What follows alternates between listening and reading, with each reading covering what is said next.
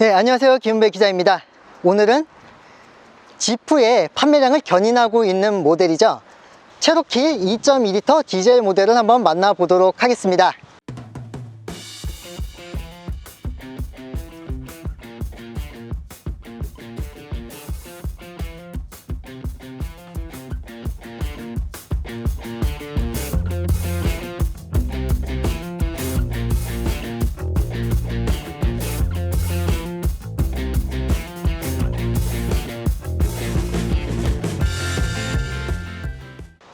자, 이 모델은 2018년도에 북미 모터쇼에서 처음 선을 보였고, 우리나라에는 작년 4월에 가솔린 모델 2종으로 출시가 됐습니다.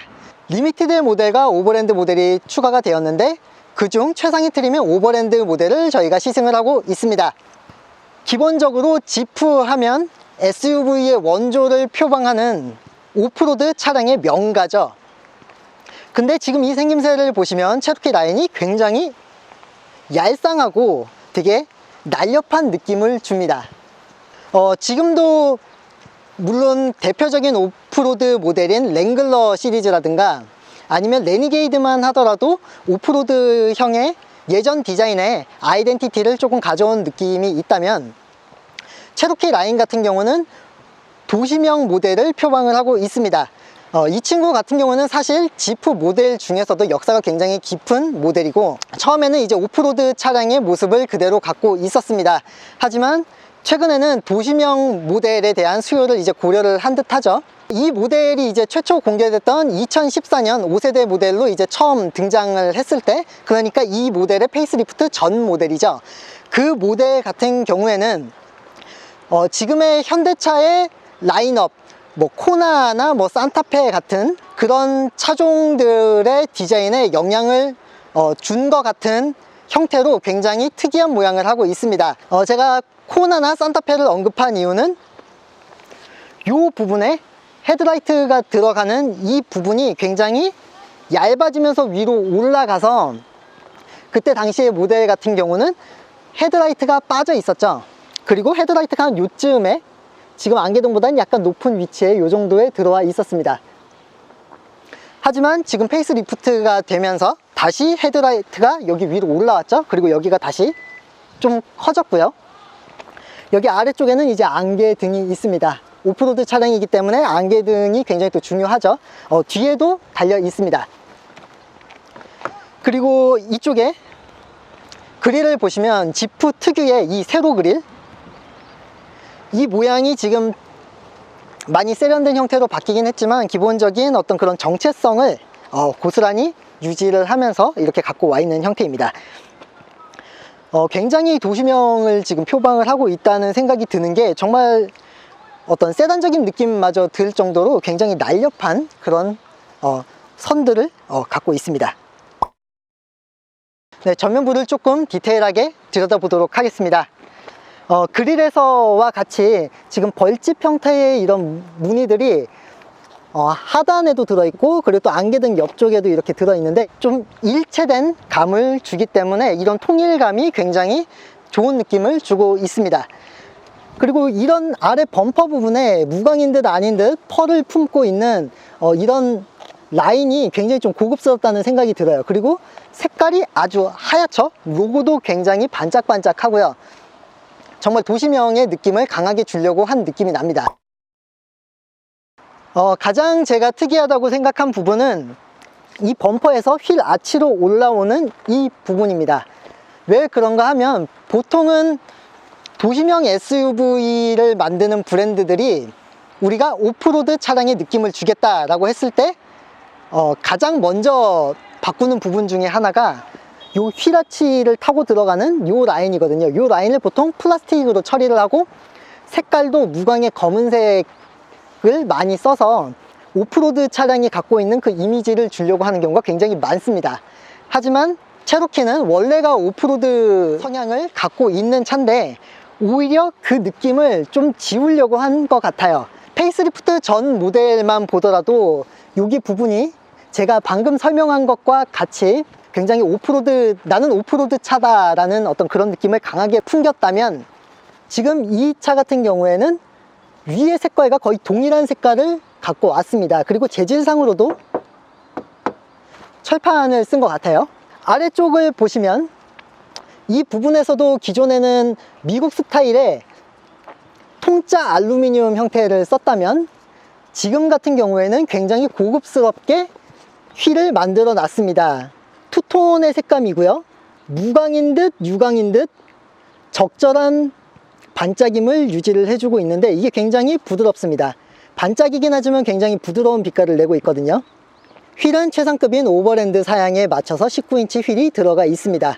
19인치 휠이 유독 고급스럽죠. 몰딩이 간결한 것 같으면서도 굉장히 힘있고 굵은 선을 주고 있는 것 같아요. 일단 이렇게 휠 아치 위쪽에, 휠 아치는 아니지만 몰딩을 이렇게 갖고 옴으로써 이 부분이 굉장히 높고 커 보이는 효과를 주죠. 그리고 이 선이 여기에만 있는 것이 아니라 이렇게 끌고 와서 아래 범퍼와도 연결되는 듯한 느낌으로 다시 이렇게 올라가 있습니다. 그렇다고 해서 과한 느낌은 전혀 없고요. 위에 있는 선과 매치가 잘 되는 것 같습니다. 위에 있는 선은 약간 곡선을 내서 조금 더 부드러운 실루엣을 만들어 주죠. 손잡이 부분은 최상급 모델이지만 크롬으로 감싸지 않았고요. 호불호가 좀 갈릴 수 있겠지만 이 차와는 굉장히 잘 어울리는 배치라고 생각이 됩니다. 그리고 위쪽에는 크롬 라인이 이렇게 들어가 있는데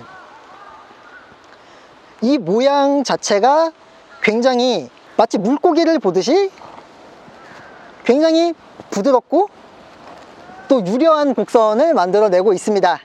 기존의 오프로드 차량이 갖고 있는 어떤 둔중한 느낌을 많이 좀 없앴다고 볼 수가 있겠네요. 측면에 루프 레일이 굉장히 멋스럽게 들어가 있습니다. 위에 투톤 색감이라서 더 고급스러워 보이기도 하고요. 그리고 모양 자체가 굉장히 신경을 많이 쓴 디테일이 엿보입니다. 이 곡선 같은 경우에 굉장히 마치 쿠페를 연상시키듯이 다소 후면부로 갈수록 점점 내려오는 형상을 띠고 있습니다. 이런 부분도 굉장히 도시명 SUV의 어떤 이미지를 주기 위해서 참 노력을 많이 했다는 생각이 들게 만드는 부분인 것 같아요. 그리고 아래쪽에는 체로키라는 이름을 굉장히 반짝반짝하게 이렇게 표현을 해놨죠. 자, 후면부도 한번 보실까요? 후면부 역시 굉장히 세련된 도시명 스타일을 보여주고 있습니다. 특히 이 램프만 보더라도 색깔을 굉장히 다양하게 썼어요. 아래쪽에 브레이크등 그리고 안쪽에 LED도 색감이 구분이 되지만 요 사이사이에 있는 블랙 하이그로시 재질의 느낌이 굉장히 세련됩니다. 그리고 이게 세로 형태로 이렇게 떨어지다 보니까 지프 특유의 그릴을 연상케 하는 부분도 있는 것 같아요. 그리고 이 겉부분에 있는 블랙 하이그로시 재질과 안쪽에 있는 재질이 비슷한 듯 하면서도 색감이 다소 차이가 있는 것 같이 느껴집니다.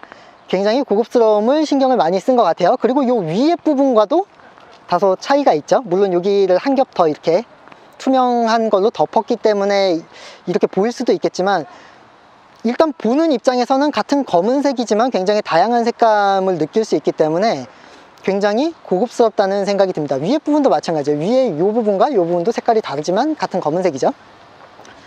그리고 오프로드 차량답게 뒤에 와이퍼가 달려 있고요. 그리고 후면부에 안개등도 달려 있습니다.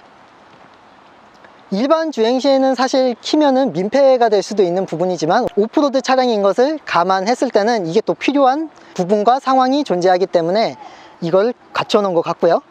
그리고 범퍼는 아까 휠아치를 설명했을 때처럼 오프로드 성향을 과시하는 것이 아니라 오히려 약간은 감춘 듯한 느낌이 듭니다.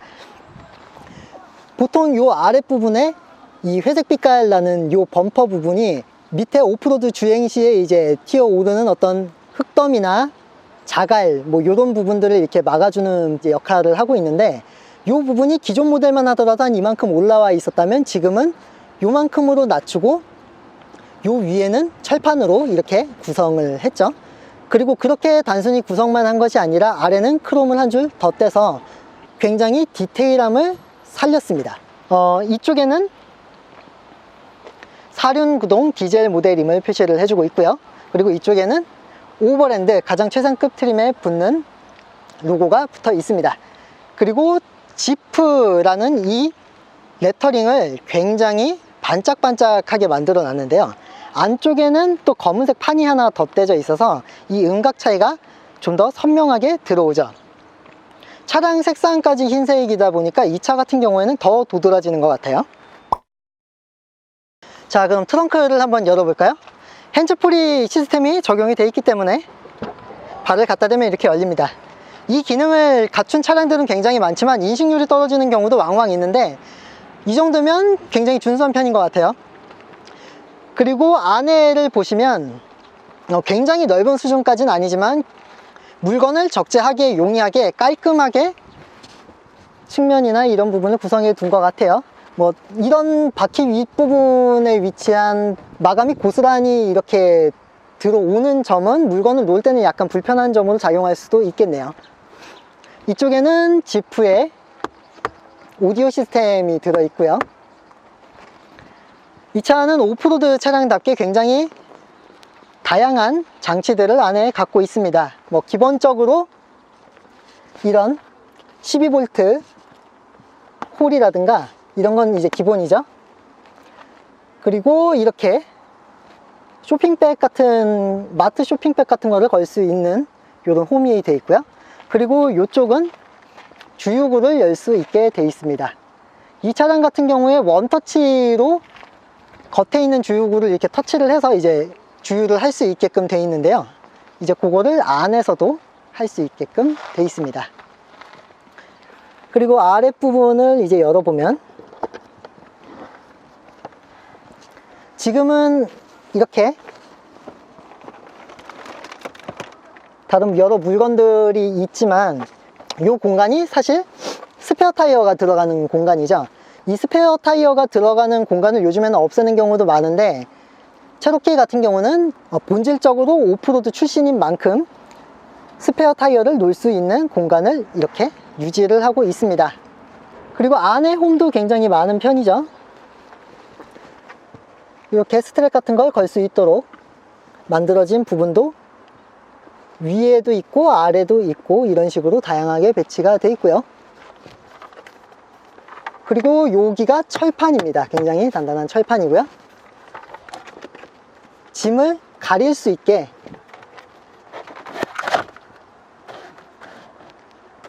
이렇게 마련해 두었습니다. 보통은 이쪽 위에 것만 있는 경우가 많은데 아래쪽에도 물건을 잘 덮을 수 있게 이렇게 만들어 놨어요. 그리고 여기에는 체결할 수 있는 홈도 있죠. 위에 부분을 당기면 이렇게 걸어서 짐과 2열을 분리시켜주는 용도로도 쓸 수 있고요. 여기 위에는 공간이 약간 있는 편인데 2열 시트가 앞뒤로 움직이는 좌석인 것도 영향을 미치는 거겠죠. 이걸 통해서 앞으로 폴딩이 가능합니다. 그리고 트렁크를 닫을 때는 이쪽에 있는 버튼을 통해서 닫을 수 있고요.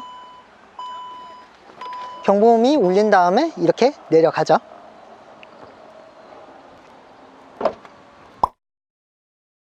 네, 뒷공간을 또 한번 볼까요? 헤드룸은 다소 부족한 편입니다. 실루엣 자체가 좀 더 유선형으로 매끄럽게 뒤로 넘어간다는 말씀을 드렸었는데요. 그 부분 때문인지 헤드룸이 조금 부족하게 느껴지는 부분이 있습니다. 이게 썬루프가 적용이 되어 있기 때문에 또 그런 것도 같은데요. 이 부분은 조금 아쉽다고 할 수 있겠네요. 하지만 레그룸 같은 경우에는 다소 여유가 있습니다. 물론 이것도 넓다고 얘기할 수준은 아닌 것 같아요. 하지만 이 차의 경우 앞과 뒤로 이렇게 레일이 달려 있어서 앞뒤로 움직일 수 있고요. 그런 점 때문에 다소 이 부분이 조금 보완이 되는 점이 있다고 생각이 되네요. 장점이라고 한다면 앞좌석 밑으로 발을 넣을 수 있는 공간이 있어서 조금 더 여유 있는 자세를 취할 수 있을 것 같네요. 앞열은 폴딩이 가능하고요.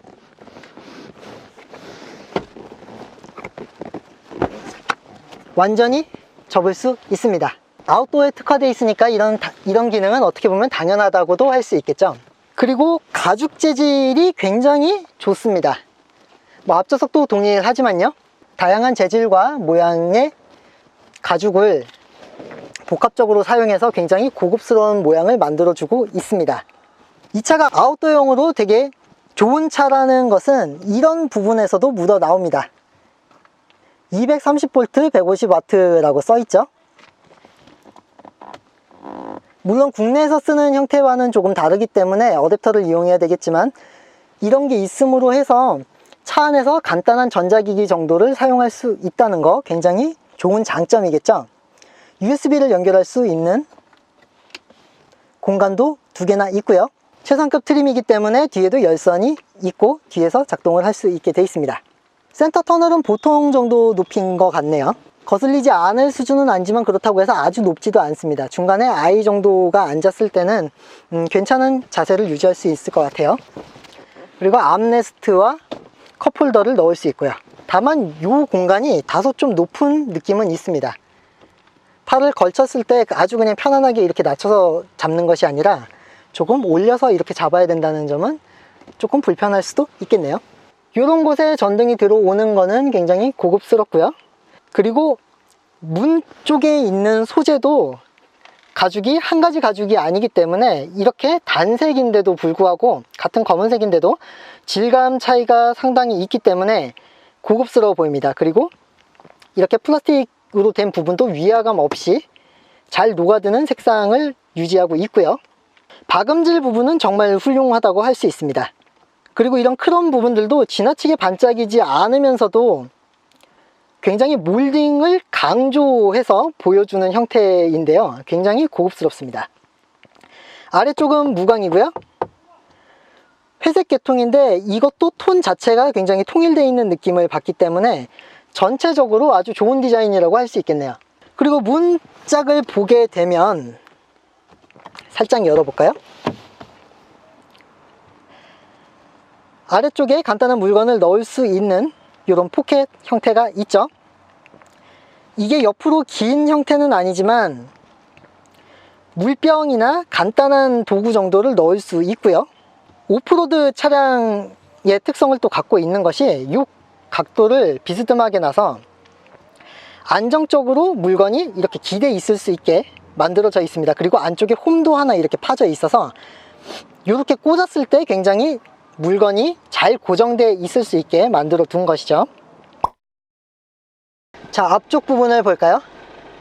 앞쪽 부분도 문타일 같은 경우에는 뒷좌석과 거의 동일한 형태를 갖고 있습니다. 그 부분에 대해서는 더 설명할 게 없겠지만 다양한 편의 장치들이 달려 있죠. 메모리 시트도 2명분의 메모리 시트가 달려 있고요. 그리고 기본적인 사이드 미러나 창문, 그런 잠금, 이런 장치들이 여기에 이제 포진되어 있죠. 이게 오프로드 차량이기 때문에 아래쪽에는 버튼이 많이 안 가 있는 편이고요, 위쪽으로 많이 올라와 있는 형태를 띠고 있습니다. 우선 핸들이 굉장히 크게 느껴집니다. 굉장히 크게 느껴지고, 오프로드 차량이기 때문에 좀 더 이런 특성이 잘 맞는다고도 할 수 있겠죠. 위쪽에는 안쪽에 나무 질감이 이렇게 보이는 투명한 재질로 이렇게 돼 있습니다. 이 부분이 운전할 때는 시야가 이쪽 부분에 많이 가 있기 때문에 이 부분에 고급감을 준 것은 상당히 괜찮은 선택이라고 생각이 되네요. 기어 노브 같은 경우는 굉장히 묵직합니다. 마치 대퇴부의 뼈 윗부분을 잡고 있는 것 같기도 하고, 아니 무슨 해머 같은 것을 잡고 있는 것 같기도 해요. 굉장히 묵직한 느낌을 주고 있고요. 자체적으로 무광 소재의 플라스틱과 가죽을 적절히 섞어서 크롬 부분도 있죠. 고급감을 줬네요. 가죽 소재에 대해서 얘기를 하자면, 우선 이런 부분이 나파 가죽으로 알고 있는데, 일반적인 나파 가죽을 사용했을 때의 어떤 가죽의 질감을 살리는 형태라기보다는 굉장히 멀리서 보면 플라스틱이라고 생각해도 믿을 만큼 굉장히 표면을 매끄럽게 처리를 해놨습니다. 매끄럽지만 광택이 나진 않고요. 이런 부분이 아웃도어에서 사용할 때는 먼지나 흙 이런 것들이 많이 묻는다고 가정을 했을 때 관리하기가 용이할 것으로 생각이 되는 지점이 있죠. 그리고 스티치나 이런 부분들은 굉장히 또 고급스럽습니다.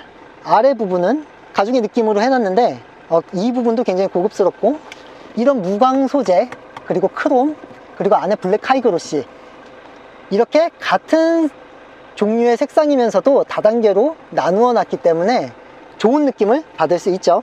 그리고 이 차의 가장 핵심적인 기능이 4WD 로우 기능, 4단 저속 기능이 있죠.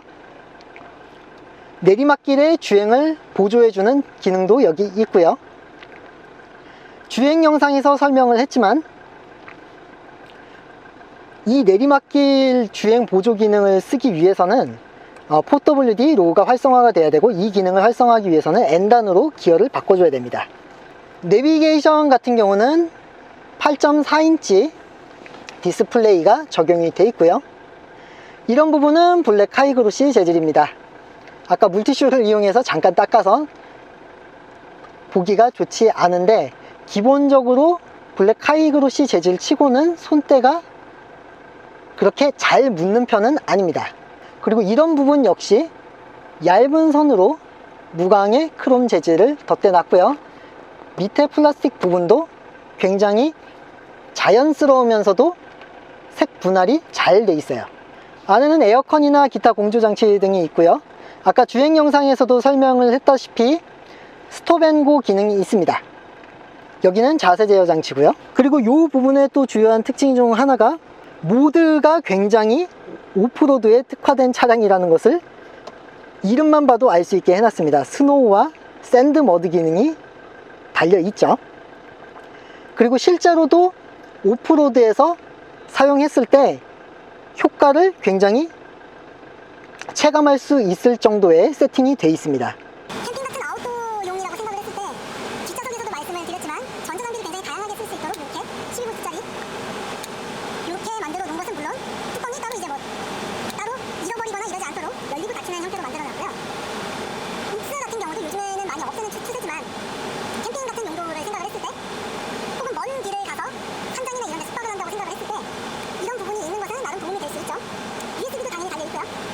이 부분은 핸드폰 정도로 놓을 수 있는 공간인 것 같은데 충전 기능이 제공되지는 않습니다.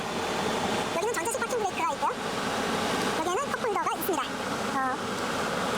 플라스틱 재질인 것 같지만 가죽 형태 문양으로 되어 있기 때문에 좀 고급스럽게 느껴지는 부분도 있고요. 콘솔 박스는 다소 높게 올라와 있습니다. 뒷좌석에 암레스트를 내릴 때와 비슷한 정도 높이라고 생각이 되는데요. 2단으로 열립니다. 위에를 열면 이렇게 가벼운 것을 놓을 수가 있고요.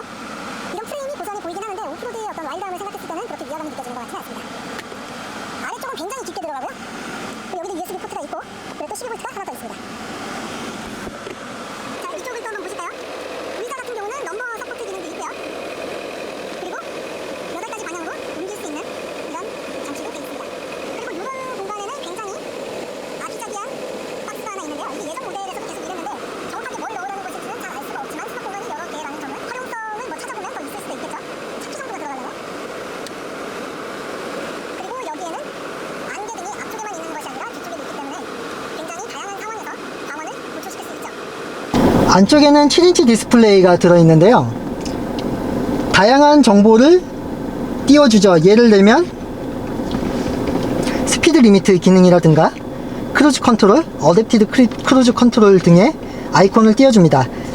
차선 이탈 방지 같은 부분도 여기 왼쪽에 떠있죠. 상당히 넓은 화면에 여러가지 정보를 시인성이 좋게 표시를 해주기 때문에 만족성이 좀 있는 것 같습니다. 다만 이 공간에서 내비게이션도 나오는데 화면이 넓은 거에 비해서는 내비게이션을 효과적으로 사용하고 있지는 않은 것 같아요. 간단한 방향 정도만 나오거든요. 클러스터는 아날로그식을 차용하고 있고요. 크기가 앙증맞은 크기인데 굉장히 다부진 느낌도 듭니다. 시계 다이얼 같은 느낌도 있네요. 패들 시프트가 달려 있고요. 이 기능은 4WD 로우 기능과 내리막길에서 보조를 해주는 기능 같은 경우에 속도 조절 같은 것을 여기서 할 수 있습니다. 여기에는 이제 다양한 키가 포진이 되어 있고요. 가운데 있는 이 지프 로고가 굉장히 고급스럽네요.